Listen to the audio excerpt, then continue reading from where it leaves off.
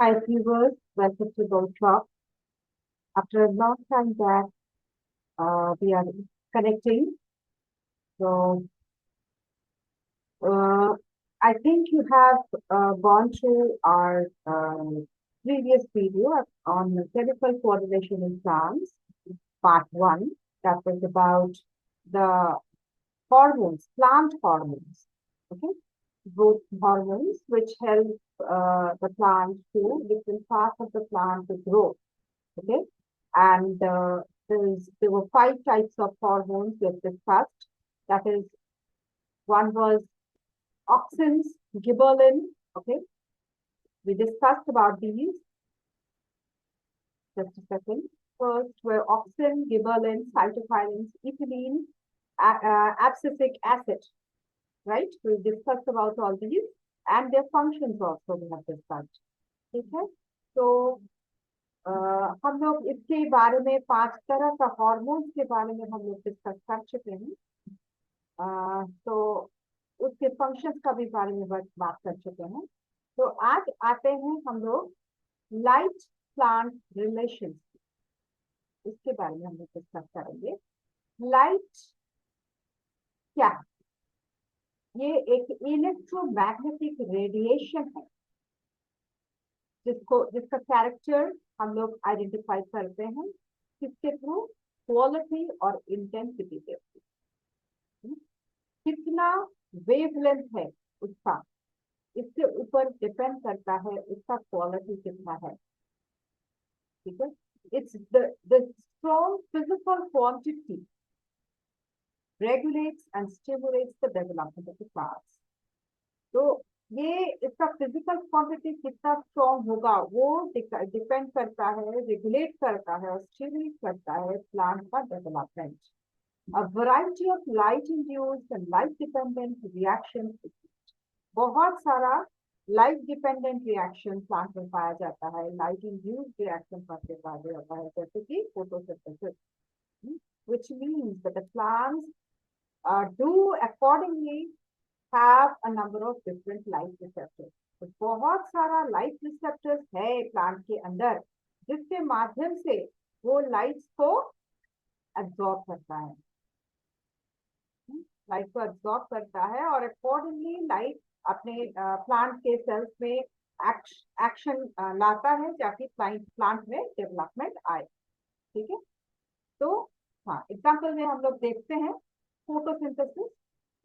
ठीक है, फिर फोटोटैक्सिस।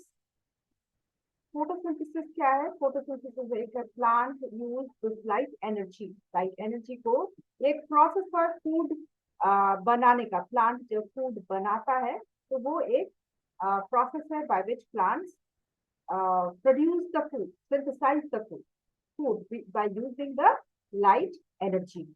किसके प्रेजेंस में? ग्रीन पिगमेंट क्लोरोफिल के प्रेजेंस। ठीक है, तो फोटोसिंथेसिस एक प्रोसेस हो गया।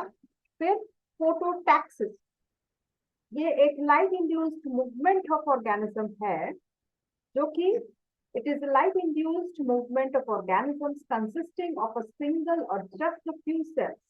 कोई एक सेल या फिर बहुत सारा सेल्स जिसमें लाइट इंड्यूस किया जाता है, लाइट को लिया जाता है। मोटाइल ऑर्गेनिजम्स जो है जो मूव करता है usually towards the light. Light अगर है तो उसकी तरफ वो मूव करता है, उसकी तरफ वो मूव करता है by this light induced movement. मतलब इसके ऑर्गेनिजम्स में कुछ ऐसा कुछ है, कुछ सेल्स है जो कि लाइट को लेके वो समझ जाता है कि उसके तरफ ही उसको मूव करना है, नहीं तो वो दूसरे साइड पे मूव नहीं करेगा क्योंकि वो डार्क है। फिर आता है phototropism. It is the plant growth movement. Phototaxis हो गया एनिमल्स, फोटोट्रोपिज्म हो गया प्लांट में। फोटोट्रोपिज्म कहाँ पे है? प्लांट में। तो it is the plant growth towards the light. मतलब प्लांट ग्रो करेगा लाइट सोर्स की तरफ।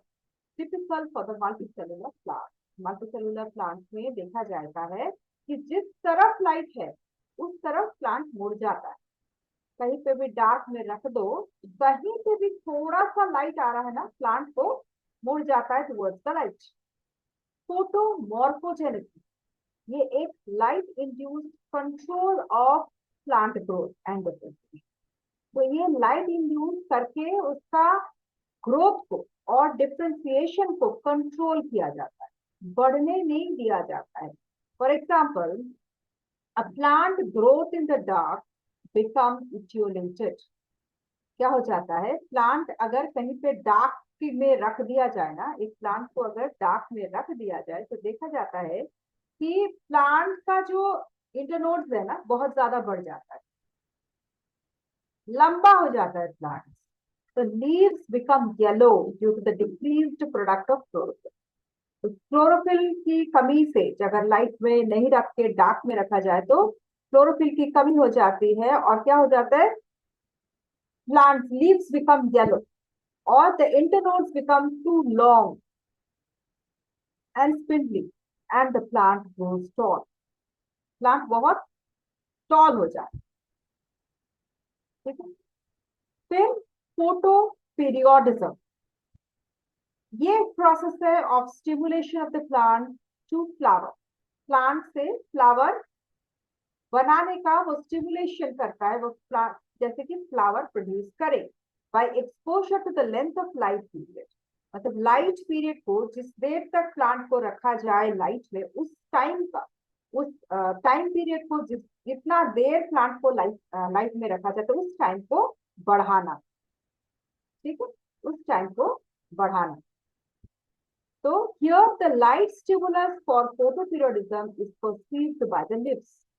तो लीव्स क्या करता है, वो फोटोपीरियोडिज्म के लिए लाइट लेता है, लाइट स्टिमुलस को लेता है और फ्लावर बनाने में मदद करता है, फ्लावर उगने में मदद करता है। एग्जाम्पल है, many angiosperms flower at about the same time every year even though they may have started growing at different times. तो बहुत सारा एंजियोस्पर्मिक फ्लावर है, क्या सेम टाइम में एवरी ईयर वो फ्लावर भर देता है, though they may have started growing at different times. तो डिफरेंट टाइम्स में ग्रो करना शुरू किया है, लेकिन जब फूल खिलता है एक ही टाइम पे खिलता है। क्यों होता है ये, फोटो पीरियोडिज्म के मदद से।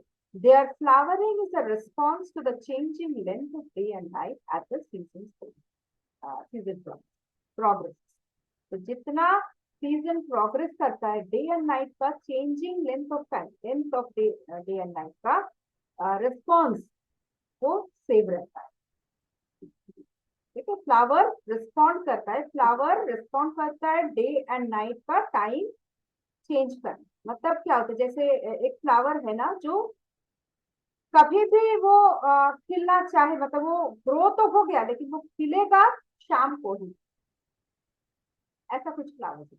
तो वो डे एंड नाइट का चेंजिंग लेंथ को वो रिस्पॉन्ड करता है। Certain short day plants stop flowering as soon as the day length has passed a critical value। मतलब डे लेंथ का अगर टाइम पास कर गया तो वो फ्लावरिंग बंद कर देता है। While long day plants, excuse me, long day plants begin to flower only after such a value has been passed। मतलब लॉन्ग डे प्लांट जो होता है, सारा दिन में वो फ्लावर पाया जाता है, वो टाइम अगर पास हो गया तो वो flowering begin to flower only after such a value have been passed. मतलब वो जो क्रिटिकल वैल्यू का टाइम जो है वो अगर पास कर गया तब वो लॉन्ग डे प्लांट फ्लावर करेगा। और शॉर्ट डे जो प्लांट्स है वो क्या करता है, वो क्रिटिकल वैल्यू के अंदर ही वो डे लेंथ में वो खिलेगा, ठीक है। तो कुछ कुछ प्लांट्स ऐसा होता है कि दिन में ही खिलेगा, कोई कोई है कि शाम को ही खिलेगा। तो वो क्या होता है, वो डे एंड नाइट में रिस्पॉन्ड करता है। तो सिग्निफिकेंस ऑफ फोटोपीरियोडिज्म, इसका क्या है मतलब, इंपॉर्टेंस क्या है photoperiodism. Photoperiodism helps control the flowering of a large number of agricultural and horticultural plants। मतलब जो प्लांट्स होता है ना, जैसे सजाने के लिए या फिर एग्रीकल्चरल यूज के लिए रखा जाता है, ठीक है, इसको क्या क्या कहता है, फ्लावरिंग को कंट्रोल किया जाता है। कब किया जाता है, कैसे किया जाता है ना, जैसे हम लोग इलेक्ट्रिक इल्यूमिनेशन से, इलेक्ट्रिकली लाइट को जलाया जाता है, इलेक्ट्रिकली लाइट को कम कर, डे लाइट ज्यादा बढ़ाया जाता है, इलेक्ट्रिकली डे लाइट को कम करके डार्क कर दिया जाता है, ताकि फ्लावरिंग कभी स्टार्ट हो कभी बंद। तो इससे ये सब किया जाता है एग्रीकल्चरल और हॉर्टिकल्चरल प्लांट्स। ठीक है, इससे क्या होता है, it helps grow plants at seasons where the required daylight is not available under natural conditions. तो नेचुरल कंडीशंस में अगर डे लाइट ठीक से नहीं रहा तब भी ये प्लांट को ग्रो किया, ये इलेक्ट्रिकल इल्यूमिनेशन से इसको फ्लावरिंग को कंट्रोल किया जाता है। ठीक है, समझ में आया फोटो पीरियोडिक? अच्छा, ये देखिए जैसे पहले हम लोग देखे थे ना कि ऑक्सिन को प्रोड्यूस करने पर, जैसे ऑक्सिन यहाँ पे प्रोड्यूस होता है तो क्या करता है, यहाँ पे, यहाँ से वो नीचे चला जाता है। हाँ, तो ये सनलाइट जो पड़ता है इसके ऊपर, तो क्या करता है, यहाँ से सेल ग्रोथ हो जाता है, यहाँ से ऑक्सीजन धीरे धीरे नीचे जाता है, लेकिन ये क्या करता है, ऊपर की जहाँ पे ये प्रोड्यूस होता है सनलाइट पड़ने पर ये सेल इलोंगेट हो जाता है। देखिए सेल इलोंगेशन हो रहा है, ये सनलाइट की तरफ को बेंड कर जाता है। The oxygen produced at the apex diffuses downwards and stimulates growth. Oxygen ऊपर में बनता है, फिर ये नीचे की तरफ आता है और स्टिमुलेट करता है ग्रोथ सेल्स को बढ़ने के लिए, सेल्स का ग्रो होने के लिए। If one side of the shoot gets more light, अगर कहीं पे भी कोई साइड से अगर बहुत ज्यादा लाइट आ रही है तो oxygen molecules diffuse away towards the shade, oxygen molecule sorry oxygen molecules shade की तरफ चला जाता है, जिस तरफ से लाइट आ रहा है उस तरफ में ना जाके दूसरी तरफ चला जाता है। Cells in the shade part get more oxygen and grow fast. तो शेड की तरफ, जहां पे शेड रहता है उस तरफ क्या करता है, सेल ग्रोथ ज्यादा होता है, ऑक्सीजन उस तरफ चला जाता है, क्योंकि लाइट से वो दूर भागता है, तो दूर भागने से सेल ग्रोथ उधर ज्यादा होता है, जैसे ज्यादा होता है उस तरफ बढ़ जाता है और शूट लाइट की तरफ बेंड हो जाती है।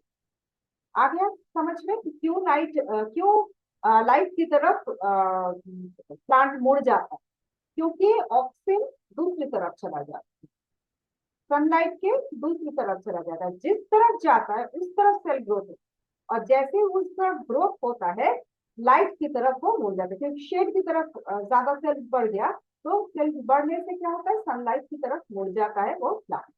आगे समझ में आता है। फिर blue light causes phototropism, blue light अगर दिया जाए तो फोटोट्रॉपिज्म होता है, मतलब प्लांट सेल्स जो है तो वो क्या करता है, लाइट की तरफ मुड़ जाता है, ब्लू लाइट की वजह से वो लाइट की तरफ मुड़ जाता है। फिर tropic movement in the plants, tropic movement क्या होता है प्लांट में, हम लोग देखते हैं। The term tropic concerns comes from the Greek word tropos, which means to turn. तो ट्रॉपिक का मतलब होता है ट्रोपोस या टर्न, मतलब होता है टर्न, तो आता है ये ट्रोपोस वर्ड से, ये ग्रीक वर्ड है जहां से ये ट्रॉपिक वर्ड आता है, और इसका मतलब है टू टर्न। ठीक है, मुड़ जा। Growth movement occurring in response to unidirectional external stimuli in a plant part are called tropic. तो ट्रॉपिक मूवमेंट किसको कहा जाता है, जो कि growth movement occurring in response to unidirectional external stimuli, कोई भी एक्सटर्नल स्टिमुली, एक्सटर्नल कोई उसका स्टिमुलस दिया जाए कोई भी प्लांट पार्ट को, वो एक तरफ से दिया जाए, इसके चलते जो मूवमेंट आता है प्लांट, उसको हम लोग ट्रॉपिक मूवमेंट कहते हैं। जैसे कि phototropic, movement towards the light, ठीक है, लाइट की तरफ मूवमेंट। तो shoots are positively phototropic, shoots जो होता है मतलब स्टेम्स, जो ऊपर का पोर्शन रहता है प्लांट के, ग्राउंड के ऊपर का पोर्शन जो एरियल पार्ट्स होता है वो पॉजिटिवली फोटोट्रॉपिक होता है, मतलब लाइट की तरफ फोटो जाता है, और रूट्स क्या होता है, नेगेटिवली फोटोट्रॉपिक, मतलब उल्टी तरफ मूव करता है। This response is a clear survival value for the plant. तो इसके ये रिस्पॉन्स एक सर्वाइवल वैल्यू देता है प्लांट।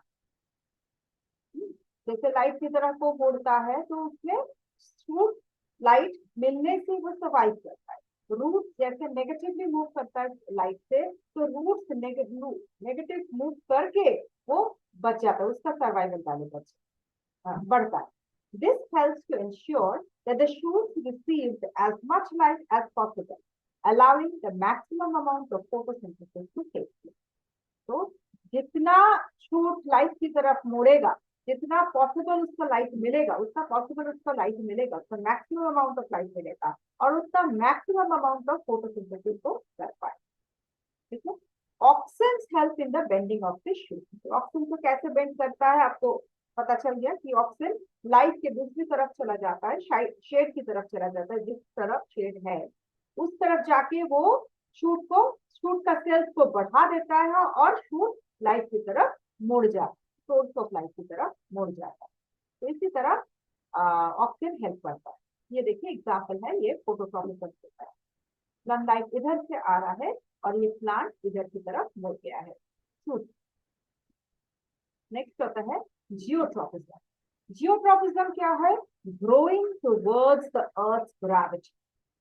तो जियोट्रॉपिज्म मतलब जियो मीन्स अर्थ, तो अर्थ की ग्रेविटी की तरफ अगर मूव करे प्लांट तो जियोट्रॉपिज्म। और it may also be called as gravitropism because gravity की तरफ मूव करता है। So organs which grow towards the gravity are positively geotropic, जैसे कि root tip. Organs that grow away from the gravity, that is negatively geotropic, जैसे कि shoot tip. ठीक है? This is good for the normal growth of the seed. ये seedling की normal growth के लिए अच्छा है। ठीक है? जैसे कि potted plant देखिए, before it falls over. तो पॉटेड प्लांट ऐसा रहा, अगर इसको गिरा दिया जाए, ऐसे पॉटेड प्लांट है सीधा रखा गया, फिर इसको गिरा दिया जाए तो देखेंगे क्या, ये जो शूट निकल रहा है, ये नया सीड से जो शूट निकल रहा है, देखेंगे कि ये जो स्टेम है, स्टेम ऊपर की तरफ चल रहा है, ये नीचे की तरफ नहीं जाए, क्योंकि ये पॉजिटिवली जियोट्रॉपिक नहीं है, ये नेगेटिवली जियोट्रॉपिक है। शूट ऊपर जाएगा और रूट हम लोग देखेंगे नीचे की तरफ जा रहा है, ग्रेविटी की तरफ जा रहा है, अर्थ की तरफ जा रहा है, तो इसका मतलब ये पॉजिटिवली जियोट्रॉपिक है। ठीक है। नेक्स्ट आता है हाइड्रोट्रॉपिज्म, मतलब इन रिस्पॉन्स टू वाटर और moisture movement of the plant parts. तो प्लांट पार्ट्स मूव करता है वाटर और मॉइस्चर की रिस्पॉन्स की चलते हैं। ठीक है, कैसे मूव करता है? Plant parts growing towards the source of moisture, they are positively hydrotropic, जैसे कि रूट्स हर समय मॉइस्चर की तरफ बढ़ेगा। सॉइल में जहां पे मॉइस्चर रहता है, या फिर एक्वाटिक जो प्लांट्स होता है, जो रूट जिसका होता है, वो सारा कहाँ पे रहता है? सारा वाटर के अंदर ही रहता है, तो पॉजिटिवली हाइड्रोट्रॉपिक है। फिर नेगेटिवली हाइड्रोट्रॉपिक कौन सा है? शूट, जो कि मॉइस्चर से दूर जाता है, अवे जाता है। ठीक है। नेक्स्ट आता है हिग्मोट्रॉपिज्म। टच स्टिमुलस के रिस्पॉन्स में जो प्लांट पास मूव करता है, टच स्टिमुलस, जैसे कि हम लोग देखते हैं ना छुई हुई प्लांट्स को, ऐसे ही छूते ही वो सिकुड़ जाता है, तो इसका टच, छूने से touch stimulus. The plants example sweet peas, cuscuta of vine, and cuscuta and vines have tendrils. इसके एक जैसे कॉइल टाइप का एक रहता है ना, प्लांट पार्ट रहता है, टेंड्रिल बोलते हैं, तो वो हम लोग देखते हैं, उसको अगर छूते हैं ना तो वो तुरंत ही वो बाइंड हो जाता है। तो इसका जो स्वीट पीस का, कस्कटा का, वाइन्स का जो सब टेंड्रिल्स है, वो कॉइल करता है around the plant in response to one shaded contact.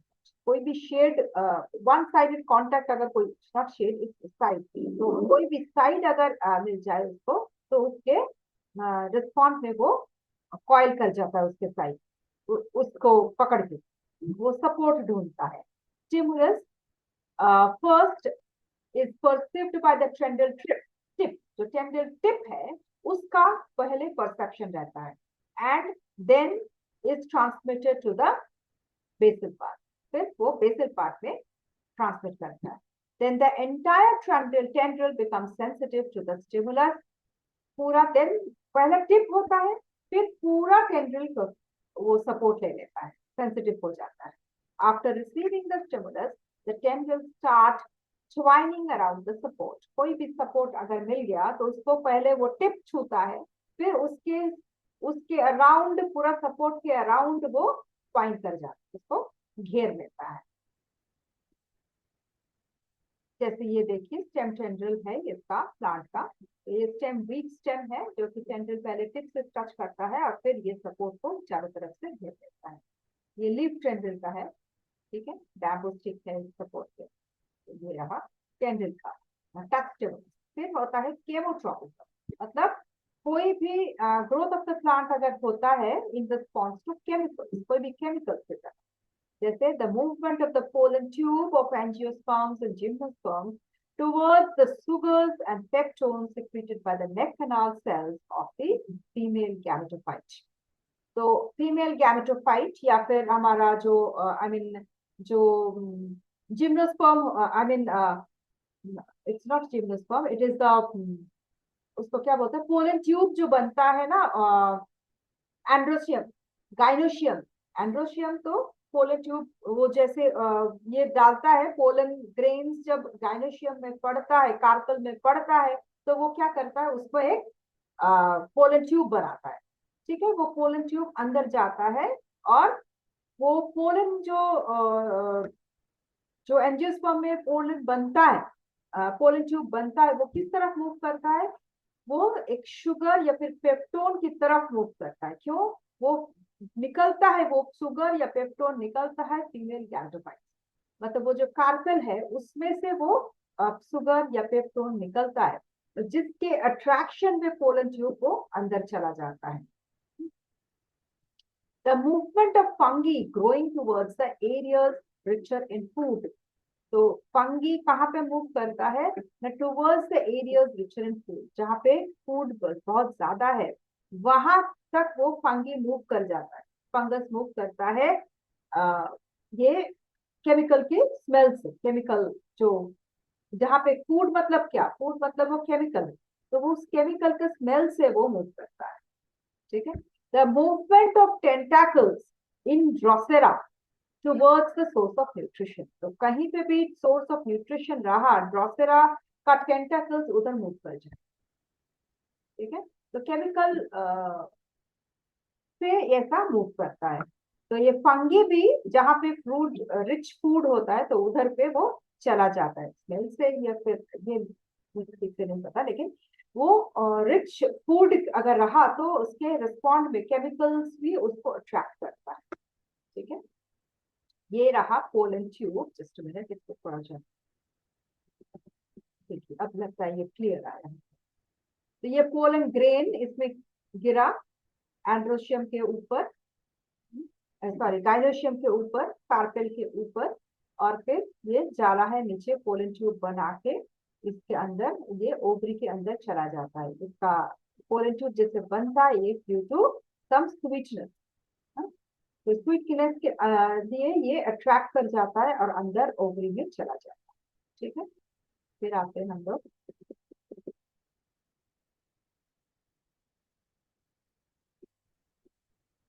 इसके बाद आता है हीलियोट्रोपिज्म. हीलियोट्रोपिज्म भी एक तरह का केमिकल केमिट्रोपिज्म है, जिसमें क्या होता है, फैसिनेटिंग फेनोमेनन है. Young flowers head, young flower heads में following the sun across the sky. तो सन की तरफ से, सनलाइट की और सन की हीट से वो क्या करता है, वो एक केमिकल की फैसिनेशन होता है, वो fascinating phenomenon from east to west direction जैसे मूव करता है, तो ये भी वैसे ही मूव करता है. हीलियोट्रोपिज्म occurs in sunflowers generally. So it is so because the plant contains auxins which are sensitive to light. तो ऑक्सिन एक केमिकल है जो प्लांट में है, तो उस वो जैसे ही सनलाइट की सनलाइट से बहुत ज्यादा सेंसिटिव है, तो जैसे ही सन ईस्ट साइड से आता है तो क्या करता है, वो दूसरी तरफ, ऑक्सीजन दूसरी तरफ चला जाता है शेड की तरफ, और क्या करता है, प्लांट को सनलाइट की तरफ मोड़ देता है. फिर जैसे वेस्ट की तरफ सन जाता है ना, तो वेस्ट से जैसे सन का रेज आ रहा है तो वो दूसरी तरफ ऑक्सीजन भी और दूसरी तरफ चला जाता है, तो प्लांट को वेस्ट की तरफ, फ्लावर को वेस्ट की तरफ मोड़ देता है, ऐसी तरह, इसी तरह काम करता है। This result in migration of oxygen from the plant part bathed in sunlight to the shaded region of the stem। जैसे बताया हमने कि शेडेड रीजन पे एक बार इधर जाता है, एक बार उधर जाता है। This stimulate the growth of the cells in the shaded region of the stem so that the flowers end up bending in the opposite direction towards the sun। तो प्लांट में ऐसे तरह वो इधर उधर फ्लावर करता रहता है ड्यू टू द, हम लोग समझते हैं कि सन जहां से निकल रहा है वो उस तरफ मुड़ जा रहा है, लेकिन ऑक्सीजन जा रहा है दूसरी तरफ, जिसको जिसके चलते उसको उधर सनलाइट की तरफ उसको मोड़ देता है। तो ये रहा सनफ्लावर का सेक्शन।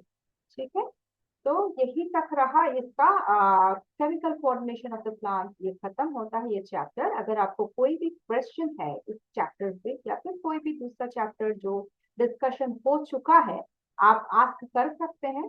ठीक है, और अगर आपको कोई भी प्रॉब्लम हो रही हो या फिर आप कोई क्वेश्चन आंसर या फिर कोई डिस्कशन करना चाहते हैं तो प्लीज आप यूट्यूब में भेजिए, कमेंट बॉक्स में भेजिए, या फिर आप जिसमें भी ईमेल आईडी में भी भेज सकते हैं, kasturi74@gmail.com में। ठीक है, तब तक के लिए आप पढ़ते रहिए, और मुझे टाइम थोड़ा शॉर्ट हो रहा है इसीलिए बहुत देर देर तक आपका वीडियो हम अपलोड कर पा रहे हैं, तो इसीलिए आपसे क्षमा चाहती हूँ। और अगर आपको ये वीडियो पसंद आती है तो प्लीज आप लाइक बटन प्रेस कीजिए, सब्सक्राइब नहीं किए हो तो प्लीज सब्सक्राइब कर लीजिए और नोटिफिकेशन बेल भी रिंग कर दीजिए, ताकि जैसे ही वीडियो अपलोड होता है आपको नोटिफिकेशन मिल जाए। ठीक है, तो thank you for joining and have a good day.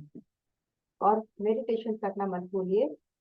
Meditation एक बहुत ज्यादा असर करता है आपके स्टेबिलिटी, मेंटल स्टेबिलिटी को बरकरार रखने के लिए, जिससे आप बहुत ज्यादा कंसंट्रेशन कर पाएंगे आपके स्टडीज में। ठीक है, तो आज हम लोग थोड़ा मेडिटेशन को स्किप करते हैं, बहुत दिन के बाद मिले हैं बोल के, तो लेकिन आप मत स्किप कीजिएगा, आप प्लीज कंटिन्यू करिएगा।